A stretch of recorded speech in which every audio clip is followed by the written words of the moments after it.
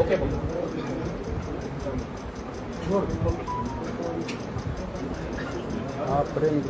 Role गेली 30 वर्ष मी सामाजिक आणि राजकीय जीवनात आहे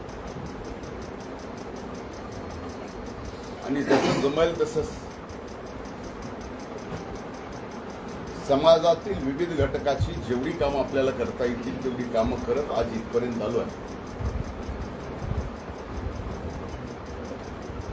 खरं तर स्वर्गीय गोपीनाथरावजी मुंडे साहेबांची आणि स्वर्गीय अण्णांचे संस्कारातून मी या ठिकाणी घडलो. जात पात धर्म पाळायचा नाही ही शिकवण मला स्वर्गीय मुंडे साहेबांनी आणि अण्णांनी दिलेली आहे.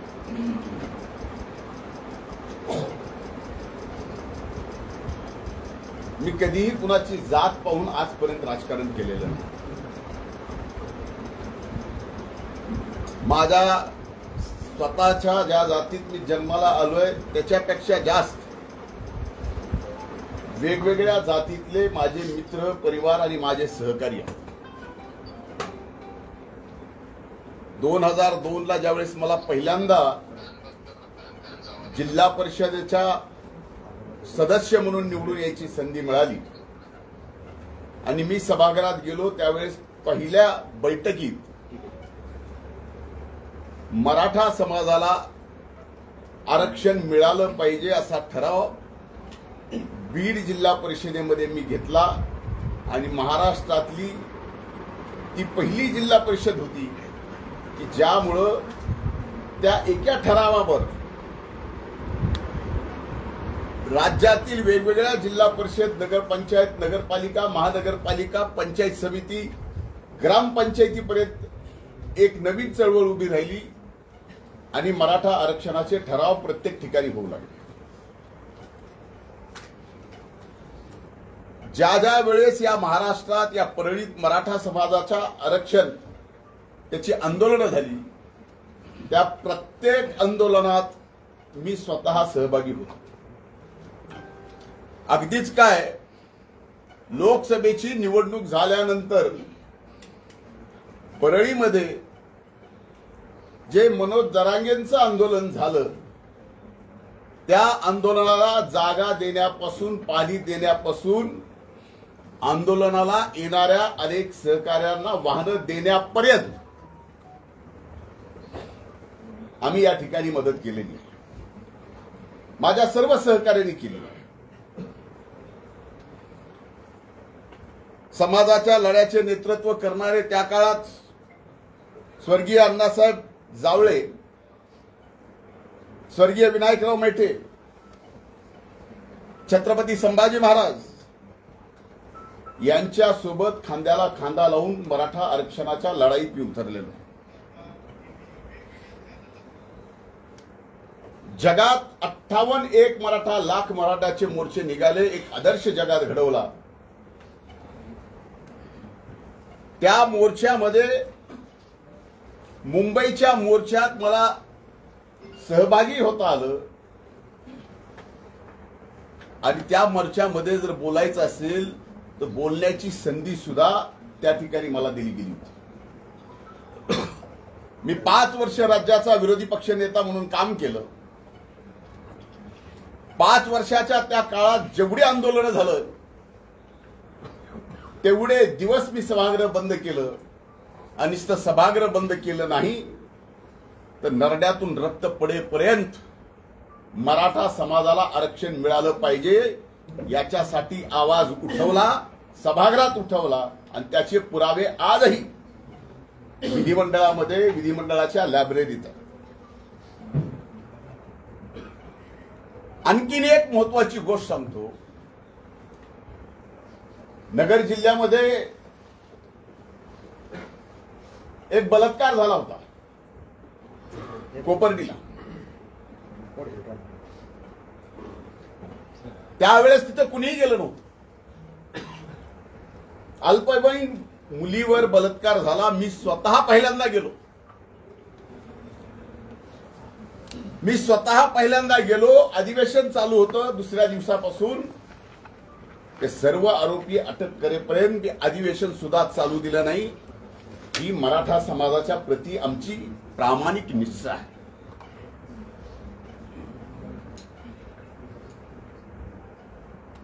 खरं तर मी ज्यावेळेस पालकमंत्री होतो आणि कुणबीचे प्रमाणपत्र देण्याचा निर्णय राज्य सरकारने घेतला, त्यावेळेस 80,000 कुणबीचे प्रमाणपत्र आपल्या या बीड जिल्ह्यात मिळालेले आहे। त्याचं रेकॉर्ड सुद्धा आहे, तेही आपण तपासून पाहू शकतो।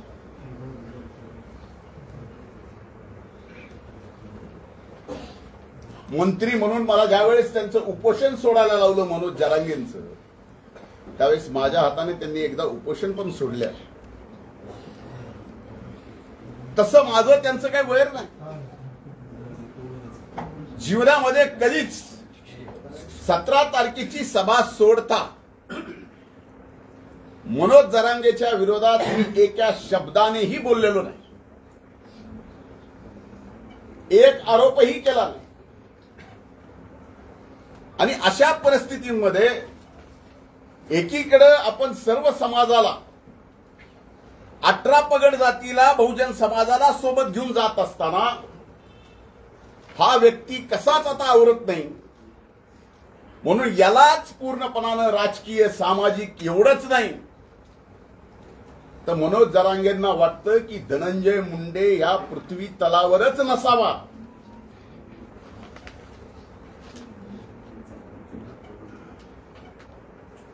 यासाठी धडपडा।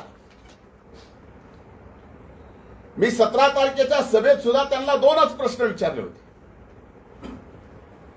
त्या 2 प्रश्नाच्या उत्तर आतापर्यंत या ठिकाणी मिळालेले नाही। माझी विनंती आहे माध्यमांना की हे 2 प्रश्न पुन्हा एकदा आपण विचारा। आपण लोकशाहीचे 4था स्तंभ आहात। मी पहिला प्रश्न विचारला होता की मराठा समाजाला खरंच ओबीसी मध्ये जाऊन फायदा आहे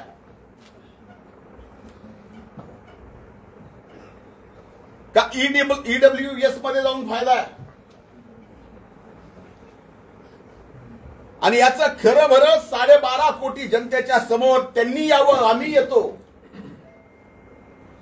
महाराष्ट्राच्या जनतेच्या समोर एकदा होऊन जाऊ द्या की फायदा ईडब्ल्यूएस मध्ये, फायदा ओबीसी मध्ये। त्याचं उत्तर नाही आलं।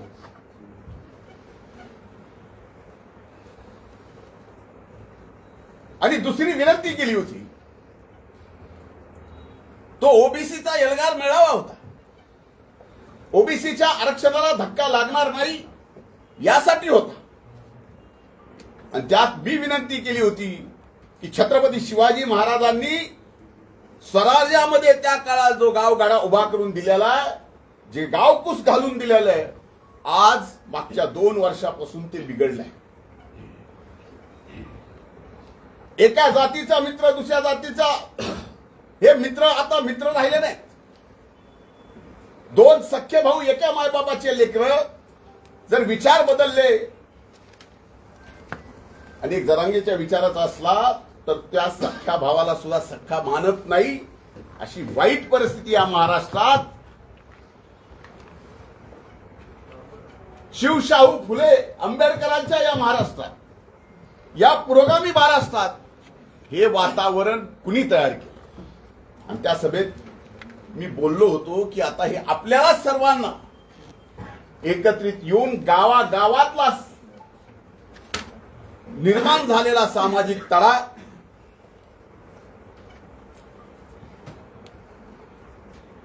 आपल्याला त्या ठिकाणी नीट घडी बसवावी लागेल। मला आजही आठवतं या बीड जिल्ह्यामध्ये एका फोनवरून एका लोकप्रतिनिधीला एक जणांनी फोन केला आणि त्या लोकप्रतिनिधींनी सांगितलं की याला काय ग्रामपंचायतीला निवडून आलेत का जरांगे। त्यावेळेस ज्यांची ज्यांची घरं जाळली ती घरं मराठा समाजाची जाळली,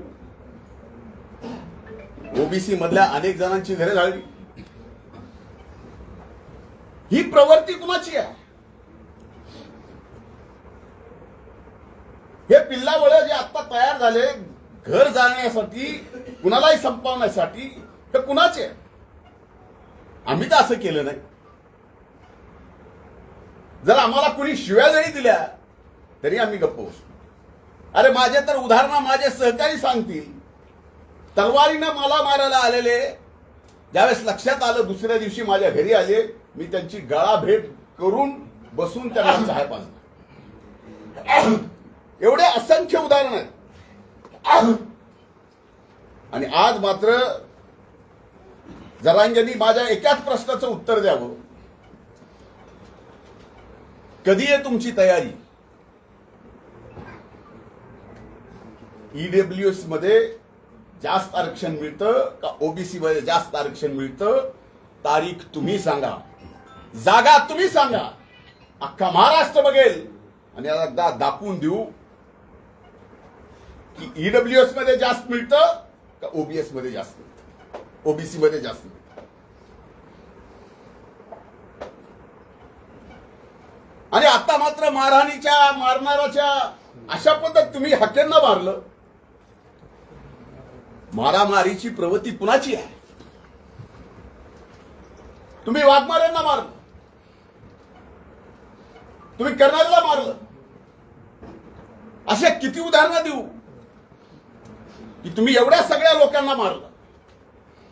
आणि आता मात्र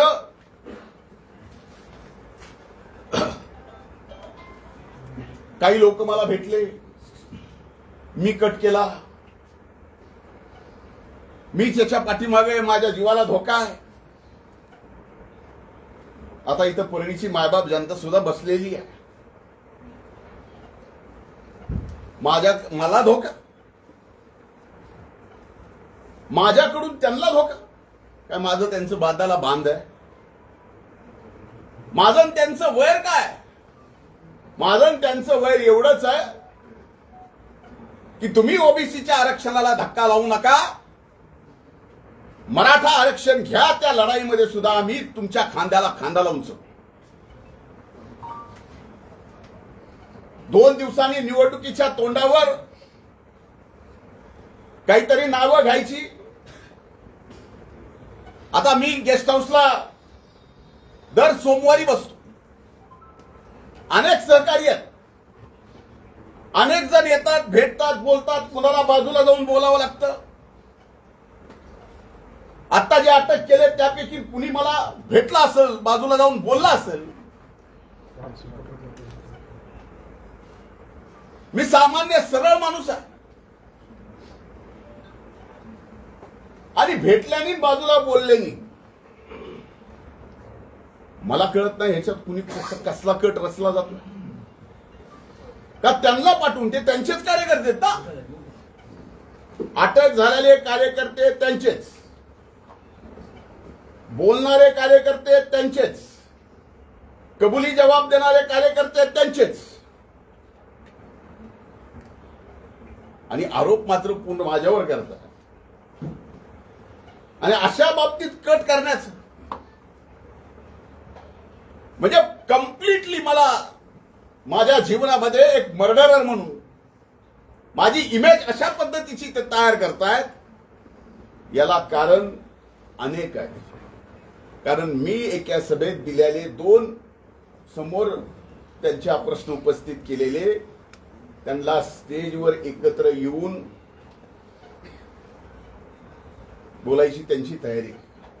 माझं तर म्हणणं आहे की या प्रकरणामध्ये आता महाराष्ट्र पोलिसांनी मनोज जरांगेंना धमकी आहे, मी त्यांना काही करायचा प्रयत्न करतोय, असं जर चाललं असेल तर माझी आजच्या या माध्यमातून, तुमच्या सर्वांच्या माध्यमातून मागणी आहे की या सर्व प्रकरणाची चौकशी ही आता महाराष्ट्र शासनानं नाही तर सीबीआयनीच केली पाहिजे. आणि याच्या पलीकडे जाऊन सांगतो, जर माझ्या मनात जरी असं पाप आलं असेल, कुणाला मारायचं, कुणाला थापड मारायची, कॅन्टीन कुणाला काही करायचं, तर माझी ब्रेन मॅपिंग करा. माझ्या ब्रेन मॅपिंग सोबत जरांगेची करा. जे आता आरोपी पकडलेत त्यांचीही करा आणि ब्रेन मॅपिंग सोबत नार्को टेस्ट सुद्धा करा. कोर्टाची अडचण येत असेल तर मी स्वतः वकील लावून आरोपीची, जरांगेची आणि माझी कोर्टाकडून परवानगी घेऊन या ठिकाणी ब्रेन मॅपिंग आणि नार्कोची टेस्ट एकदा करू. म्हणजे लक्षात येईल खरं काय खोटं काय. उठायचं आणि एखाद्याला बदनाम करायचं आणि यांचं बोलणं मुख्यमंत्र्याची आयमाय काढायची, भुजबळांची आयमाय काढायची. आमची तर जपच आहे. पंकजा ताईला काय राहते बोलायचं. घरात इंग्रज आले होते. ही बोलायची पद्धत आहे का पुरुषाची.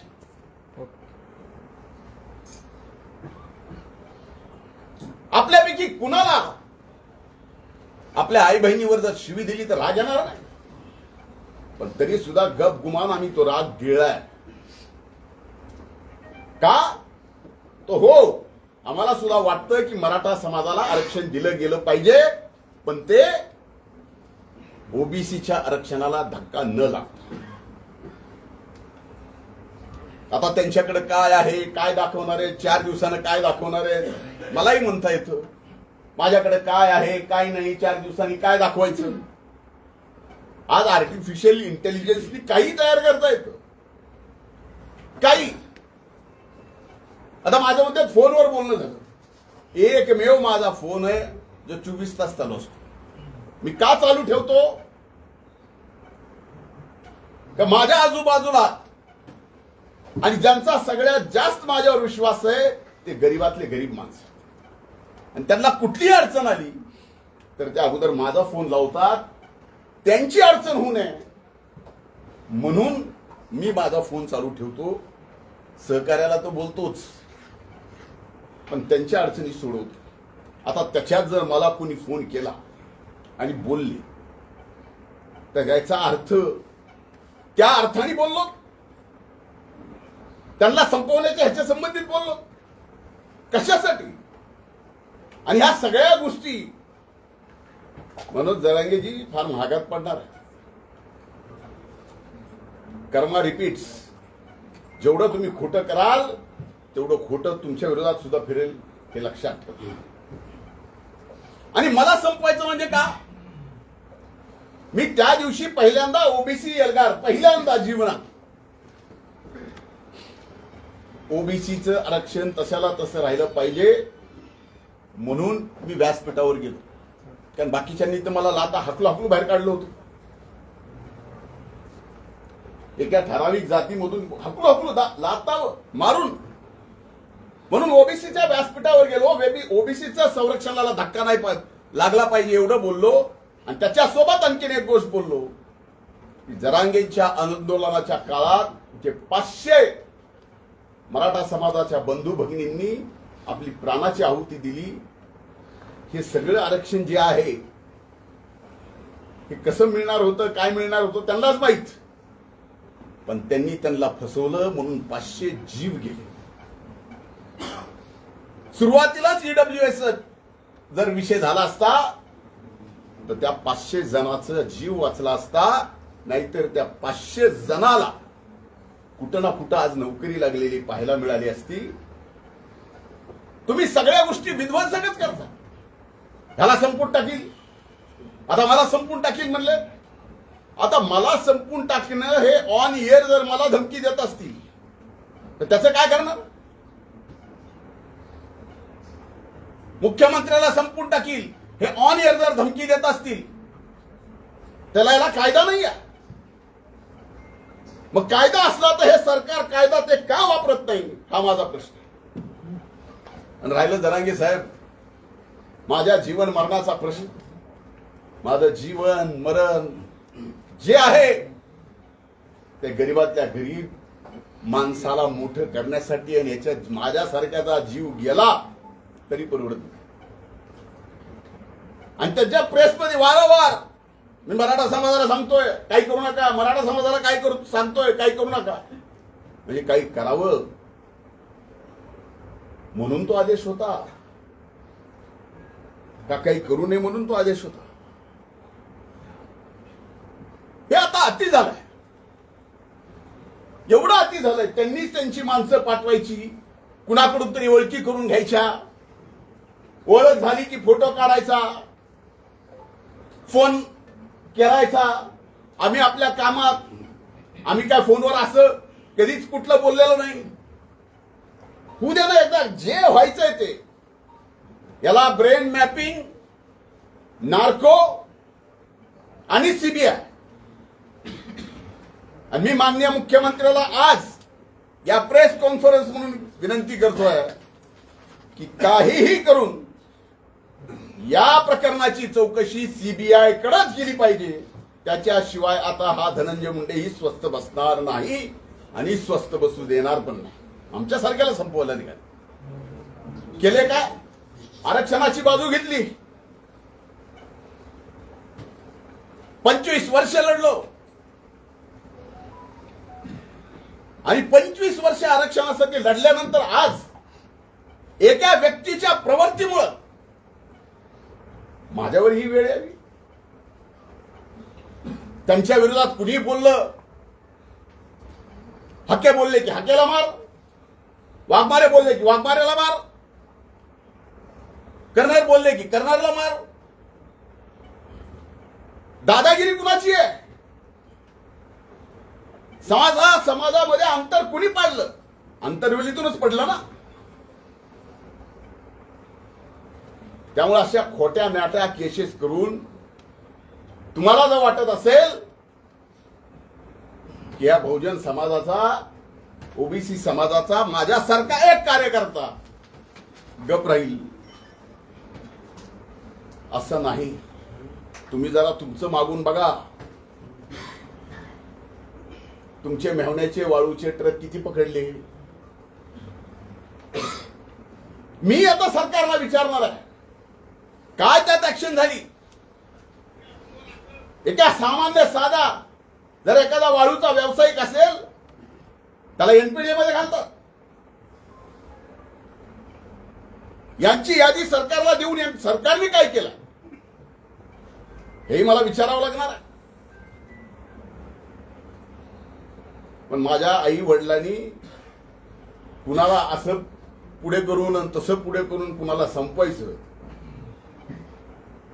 कधीच कुणाला शिकवलेलं नाही. माझं तोंड वैद्यनाथाच्या प्रभूकडे आहे. पण विनाकारण असले खोटारडे, ज्याला काही अर्थ नाही, असे आरोप तुम्ही माझ्यावर करून समाजात संपवायचा प्रयत्न कराल, जीवनातून उठवायचा प्रयत्न कराल. जरांगे असं करू नका. आपलं वैर काय आहे? एक लढाई आहे. तुम्ही ओबीसीचं घेऊ नका. तुम्हाला जे पाहिजे ते ईडब्ल्यूएस मधून घ्या किंवा आणखीन कुठलं घ्यायचंय ते घ्या. ते 10% सुद्धा टिकलं राज्य सरकारने दिलेलं. आता त्या आरक्षणावर बोलत नाहीत. त्यांना आता शेतकरी नेता व्हायचा. त्यांच्या दृष्टीने आता 500 मराठा समाजाचे बंधू भगिनी गेल्या, त्याचं दुःख नाही आहे. त्यांना नसलं तरी आम्हाला आहे, सरकारलाही आहे.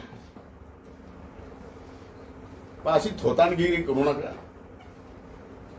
तुम्हाला एका समाजाने डोक्यावर घेतलंय. आजही त्या समाजाला वाटतं की आपलं काहीतरी चांगलं होईल. समाजाला वाटतं, मला नाही. आणि कृपा करून मी जे 2 प्रश्न विचारलेत, कधी, कुठं, कसं, या एकदा समोर. ओबीसी का ईडब्ल्यूसी? तुम्ही तर आता ओबीसीला मारता म्हणला. ते म्हणले धन्याचं बीज ठेवायचं नाही. ही धमकी नाही. ऑन इयर धनंजय मुंडेचं बीज सुद्धा ठेवायचं नाही. ऑन इयर धमकी कुणाला दिली? वंजारी जातीचं बीज सुद्धा ठेवायचं नाही. एका जातीला ऑन इयर धमकी कुणी दिली?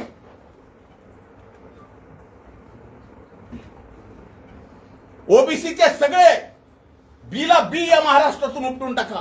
धमकी कुणी दिली? जरांगे, जर सगळंच अधिकार तुमच्याकडे आहेत आणि सरकार जर तुमचंच ऐकत असेल तर या अख्ख्या ओबीसी समाजाला गोळ्या घाला आणि महाराष्ट्रातून संपून टाका ना. गोळ्या घाला, मला संपून टाका.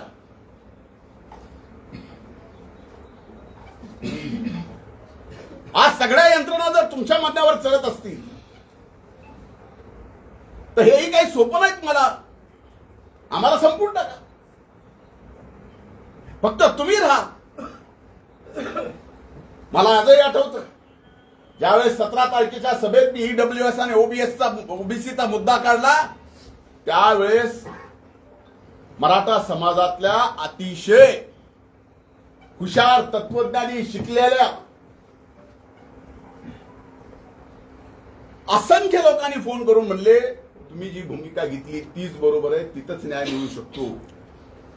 मराठा समाजातल्या अनेक तरुणांनी, अनेक माझ्या सहकार्यांनी म्हणले ही भूमिका घेतली ईडब्ल्यूएसची तरच फायदा, असा फायदा होत. मग एकीकडे आम्ही सुद्धा इतर समाजाचे असून मराठा समाजासाठी लढलो आणि आज जर कुठं काय मिळत असेल आणि ते मिळत असतील आणि ओबीसीच्या आरक्षणाला धक्का न लागता मिळत असेल तर द्यायला काय अडचण आहे. रोज उठलं की एक धरायचा, त्याला हाणायचं ह्याच्या आईला आणि त्याच्या आईला. अरे म्हणजे आमच्या सगळ्यांच्या आया बहिणी फक्त त्यांना शिव्या द्यायला ठेवल्यात. ऑन एअर काही बोलायचं, ऑन एअर बोललेलं त्याची साधी एनसी सुद्धा जर सरकार घेत नसेल.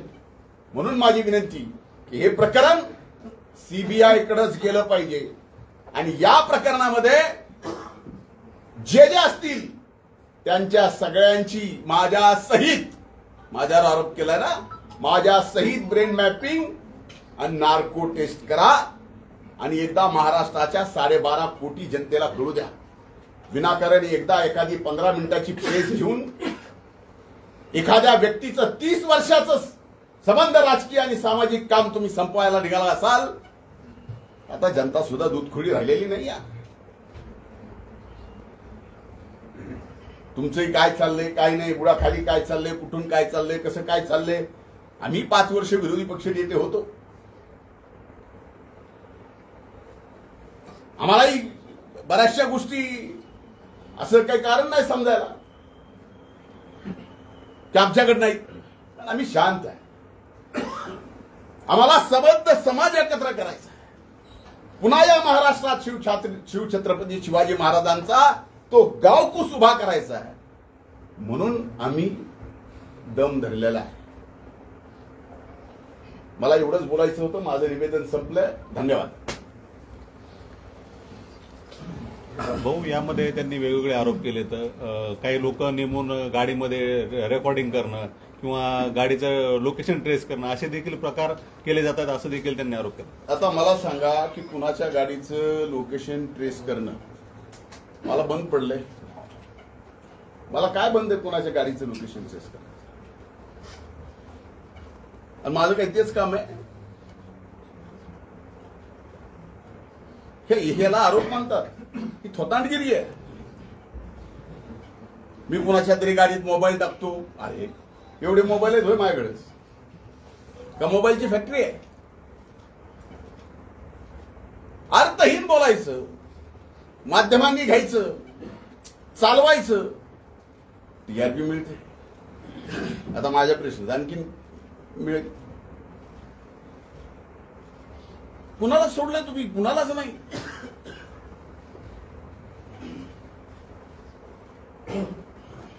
बाकी ते खुनेच्या घरावरती आता हल्ला झाला. आता थोड्या वेळापूर्वी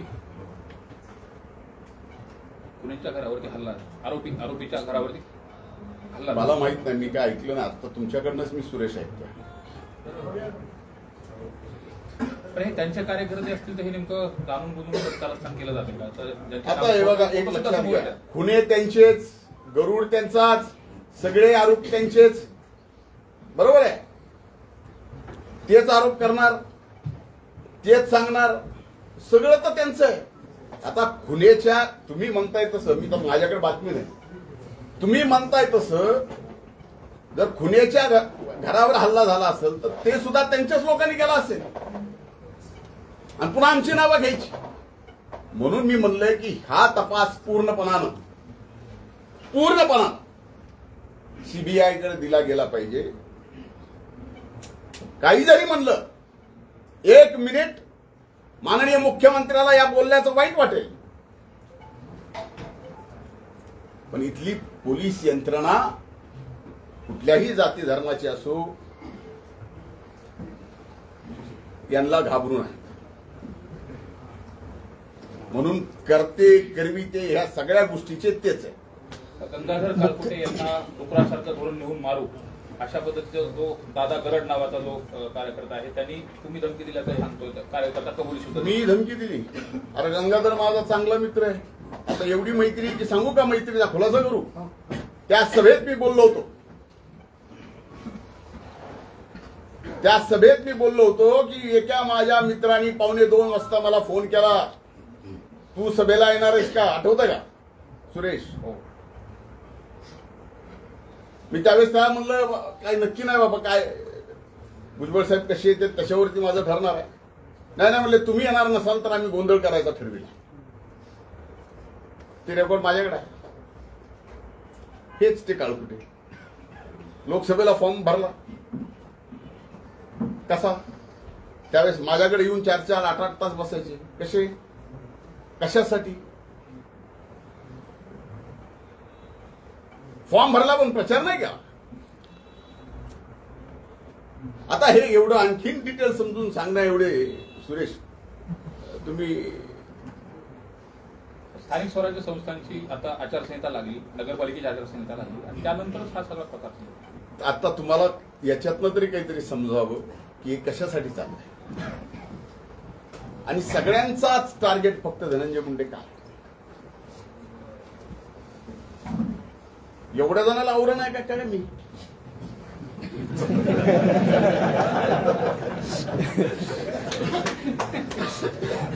कमाल आहे. आता मला त्या दिवशीच्या सभेत मी इथे ईडब्ल्यूएस ओबीसीचा मुद्दा काढला, त्याच्यामुळे राग आला का? चष्मा पाठवला नाही त्याच्यामुळे राग आला. जरांगे यांनी 2 आरोपींना भेटल्याचा आरोप केला होता. त्यांनी आणखी एक आरोप केला की तुम्ही त्या आरोपींची संभाजीनगरला 2 तासभर वाट पाहत होता. एक खोट आहे. कशाला कोणाची वाट बघू? मुख्यमंत्री व मंत्रिमंडळातील जे मंत्री आहेत त्यांना सुद्धा तुमच्यापासून धोका आहे असा आरोप तुमच्यावर केला गेला. माझ्यापासून सगळ्या पृथ्वी तलाला धोका आहे. मी काय कोविड व्हायरल झालो का काय? अचानक काय चाललंय? हे आरोप आहेत. हे काही मंत्र्यांना सुद्धा माझ्यापासून धोका. अजब आहे. साहेब या प्रकरणी तुम्ही काही मानहानीचा दावा काही करणार आहात का जरांगे पाटलांना? मी वकिलांशी चर्चा करून त्याबाबत निर्णय करणार. मनोज जरांगे त्यांची गावठी भाषा किंवा गावाकडची भाषा या नावाखाली मुख्यमंत्री असतील, मंत्रिमंडळातील सदस्य असतील, तुम्ही असाल किंवा इतर कोणी त्यांना घालून पाडून शिवराळ शब्दात बोलतात, तरी पण त्यांच्यावर आजपर्यंत कधीही कारवाई केली गेली नाही. त्यांना स्पेशल व्हीआयपी ट्रीटमेंट सरकार देतंय का? मी तेच तुम्ही प्रश्न उपस्थित करायच्या अगोदरच हे विषय बोललो. मी स्वतःच प्रश्न विचारला की ऑन एअर जर ते मान्यवर कॉन्स्टिट्युशनल पोस्टच्या तिथं बसलेल्या मुख्यमंत्र्यापासून उपमुख्यमंत्र्यापासून मंत्र्यापासून आमच्या सगळ्यापर्यंत कुणाची आयमाय काढायची ऑन एअर आणि त्यात सरकार काय करणार नाही?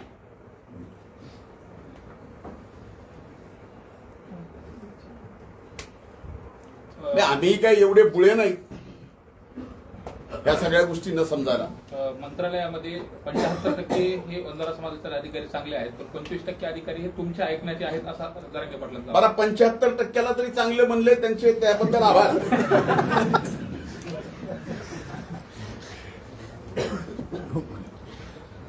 चला ठीक आहे, ओके, आभारी सगळ्यांचा. भाऊ कायदेशीर हे करणार तुम्ही कायदेशीर बाजू काही? मी म्हणलं ना की माझ्या वकिलाशी चर्चा करून मी थँक्यू.